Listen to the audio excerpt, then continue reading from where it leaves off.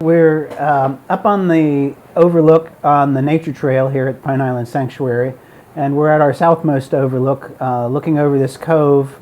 It's a windy day, so the tundra swan and the Canada geese and the ducks have come into this protected cove to be protected both from the wind and the waves that are kicked up by that wind. You're looking all the way across Currituck Sound and the Pine Island marshes toward the mainland. Currituck Sound's about 3 miles wide at this point. It's also about 3 feet deep, so it varies from about a foot to 6 feet, but averages out at about 3 feet deep all the way across the 3-mile extent of the sound. Looking across at the lights on the mainland, that's the town of Grandy, and to our left here, down to the south, is the shoreline of the village of Duck. Along that shoreline is where actually the swan usually spread out during the day in those shallows all along that shoreline to feed.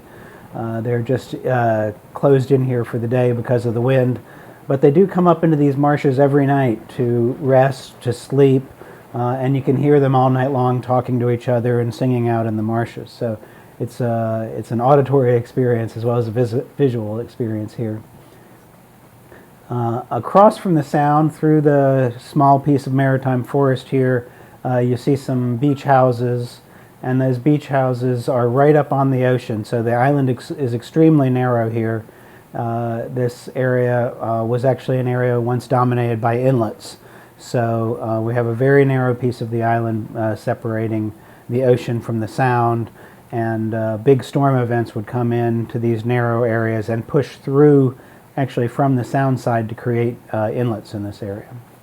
The birds that you see out in the sound today, tundra swan, who overwinter here and fly north to the Alaskan and Canadian tundra for nesting during the summer, and what they're doing currently here is stocking up on food for that long migration north.